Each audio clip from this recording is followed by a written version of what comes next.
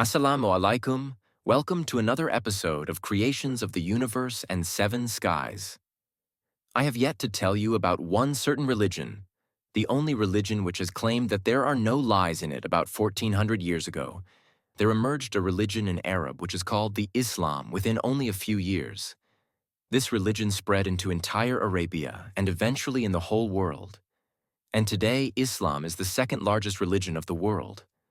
Islam, too, has a similar concept of creation in its holy book Quran. For example, Surah Hud, a chapter in Quran. God is the one who created skies and the earth in 6 days, and his throne was on the waters. It seems as if the message in Quran was sent by the same being, but there is something that sets Quran apart from others. A claim. That was claimed in Quran, a claim in the very beginning of Quran. It is a book in which there is no doubt. Now that is a serious claim. And people like us who want to discover the truth, we will test this claim to be right or wrong. Good thing is that this is the only book which has no other versions in the whole world. One book, one version, and one claim. Neither cosmogony ever made this claim, nor any of the historical tablets, or any culture, or any other religion. We will also check the concepts of creation of the man who introduced this religion. Muhammad bin Abdullah, as-Sallallahu which is there in the collection of his sayings called Hadiths Abu Razin, reports that he asked Muhammad, where was our God before the creation of everything? And he replied that God was neither in time or space, and there was nothing above or below him, and then he created his throne on the water. Now these resources seem sound and logical because they are very realistic. They have the concept of time and space. They have the concept of nothingness. So we must look further into these resources and see, where do they take us? And to explore it further, our major sources shall be two: the holy book of Islam called Al-Quran, and the person who lived in Arabia, the last messenger of all the messenger called Prophet Muhammad. A concept of creation in Quran among all the religions which is hard to challenge is in its chapter of Anbiya, that do disbelievers not see that earth and sky were together? And we separated them, and we created all living things from water. Now this seems logical and truthful because, when the sky and the earth must have separated, it would have happened with a mighty force of expansion, the same expansion which is still echoing today, the very same echo which today we know as cosmic microwave background, and this expansion also explains the drifting away of all the galaxies from each other, because it is very basic to understand that if you reverse this drifting away of all the galaxies, you will eventually reach the point where all of this were closer, together with each other. Unseparated. These are very interesting revelations, but we need more. So we will explore this book even further. It is mentioned in the Quran at least 5 times that we created the earth and sky in 6 days. Which days were those? Were they our usual 24-hour days?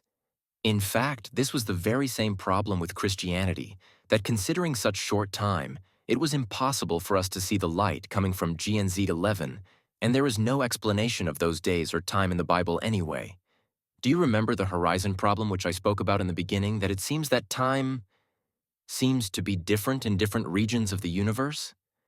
But I think science has made a mistake here. They should have named this a revelation instead of a problem, because the concept of time is very clear in Quran.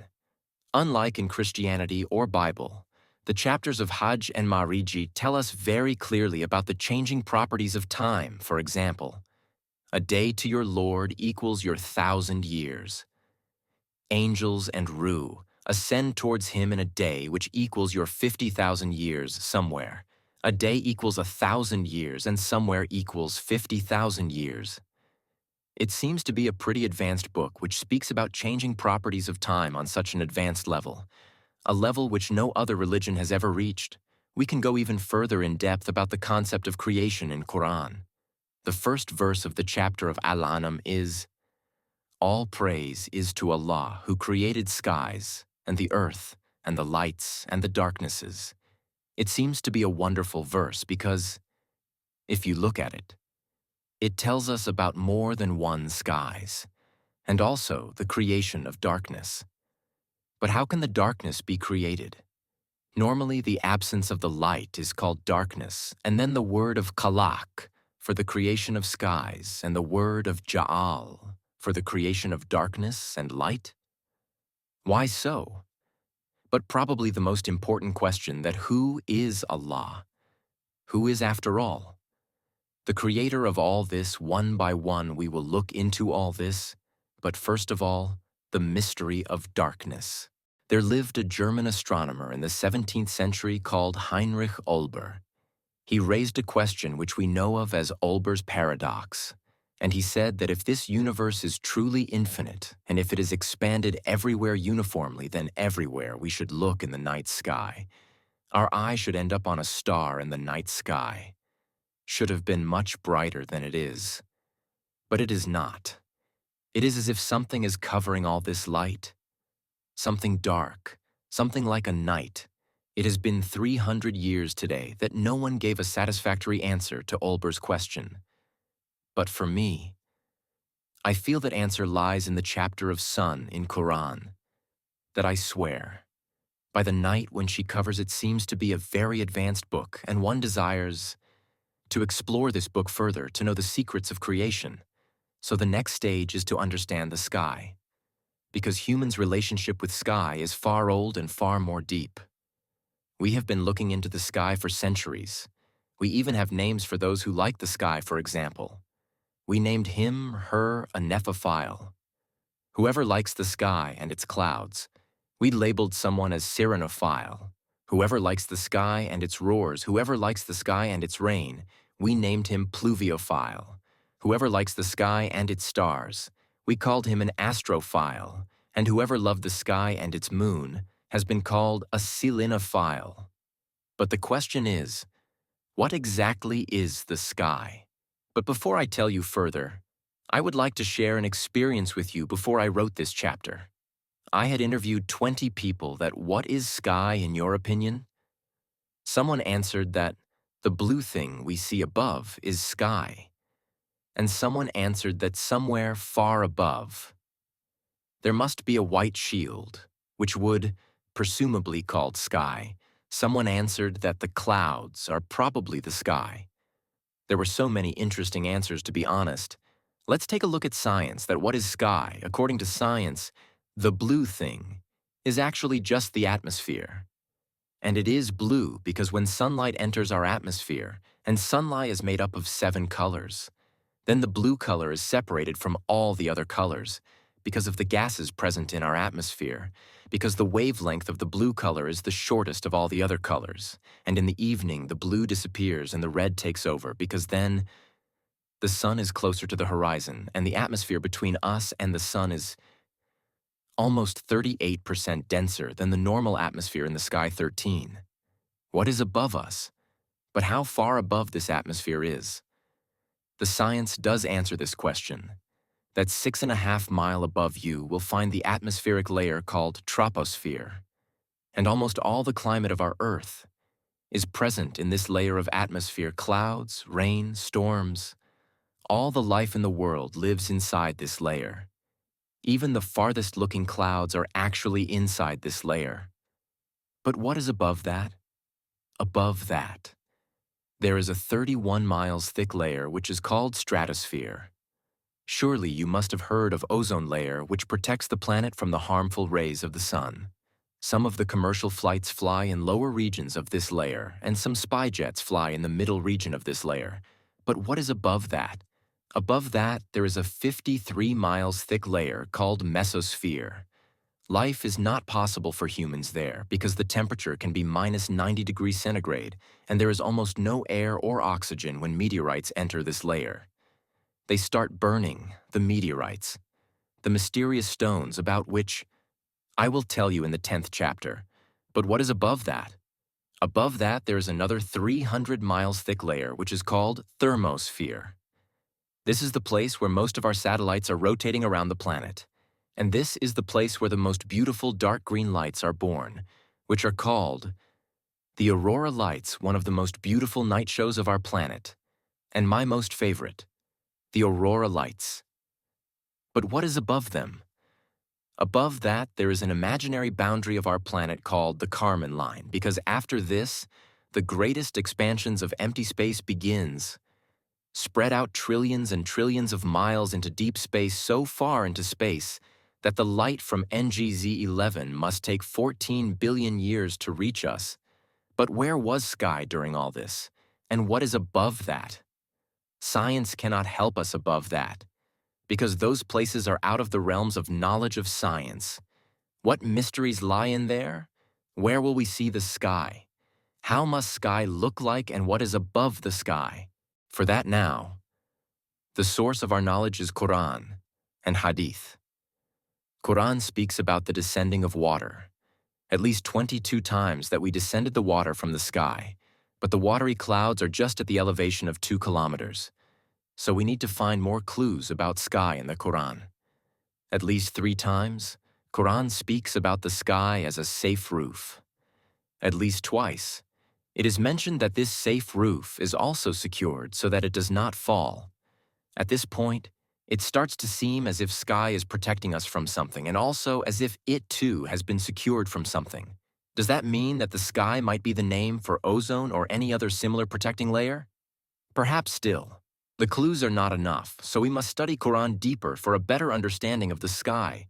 The chapter of Tariq speaks about a strange property of the sky, that it returns over and over again now. Whoever is aware of climatology, meaning the study of the climates, they are aware that there are only 4 seasons, meaning winter, summer, autumns, and spring.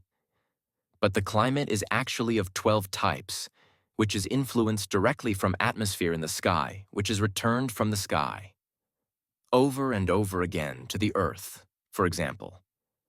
Rain, fog, precipitation, snowfall, storm, winds, all of them return to earth over and over again, influenced directly from the sky and the atmosphere. In the sky, at least 3 times. It is so mentioned that the sun, the stars, and the moon are also. In the sky twice, it speaks about the decorating stars that they too are. In the sky, and thrice, it speaks about the pillars that are. In the sky, for example.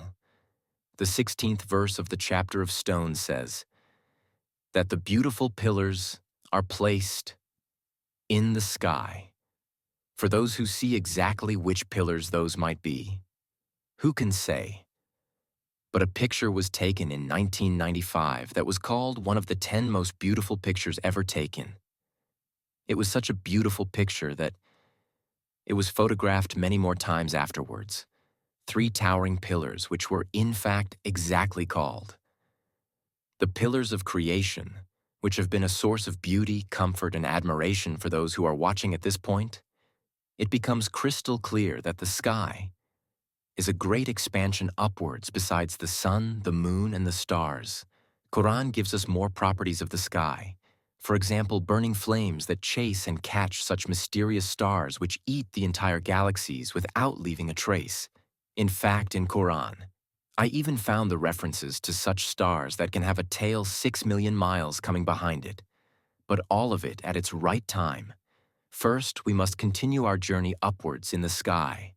Such wonderful creations, the pillars, sun, stars, cannot be only just in the Milky Way stars. In fact, are there in the other galaxies. Our own galaxy Milky Way contains about 400 billion stars, and our sun is just one of them. Our neighboring galaxy contains 2.5 times more stars than our Milky Way. That means more than 1 trillion stars, and there are some 2 trillion galaxies out there, just like Milky Way and Andromeda. Is it all? In the sky? Where is the highest limit? Further research in Quran guided me to at least 4 places where it speaks about the expansion and the highest limits of the sky. And 2 of them are crystal clear, for example, the chapter of Ghashiyah. Do they not see how the sky has been elevated? Or the chapter of Dariyat, we have created the sky with our own hands, and we are the one to expand it. Looking at all these clues, finally start to build an understanding in front of us that the expansions of the sky start actually just above us, and its expansion goes much, much high. But is there any limit to this great expansion? The answer is yes, there is a limit to this great expansion, a boundary which is mentioned, in fact, in Al-Naziat and Al-Rahman. Is the sky more difficult to create or you? Allah is the one who created it and elevated its samak, meaning the outer boundary. And the second verse is a very mighty one, which also carries a challenge in it. O jinn and humans, if you have the authority to leave the boundaries of sky and earth, then leave. Without power you cannot leave. Flames of fire and smoke shall be released upon you, and you will not be able to protect yourself. Do you get the point? That after these huge expansions, the distances which neither can I explain, nor can you understand somewhere, there must come a place where there will be a samak of the sky, meaning an outer layer of the sky, where upon reaching there shall be released flames and smoke. And perhaps that place is the boundary of the expansion of the sky of our world, the outer surface of the sky. The limit of the sky and the expansion of the sky starts from just above us, from our atmosphere, and goes all the way up above until its semak, its outer layer. This is the reason why water is descending down from this sky. This is the reason why the sun, the moon, and the stars are floating inside this sky. This is the sky, which is decorated with the stars. Sky is actually a huge expansion starting just above from our heads, expanded trillions and trillions of miles upwards, which finally has a boundary somewhere far, far above. But before I tell you about that, I want to tell you some of the things during my research work in Quran. On 4 points. I observed about the design of the sky on 6 places. I observed the clues about creatures in the sky on 3 places.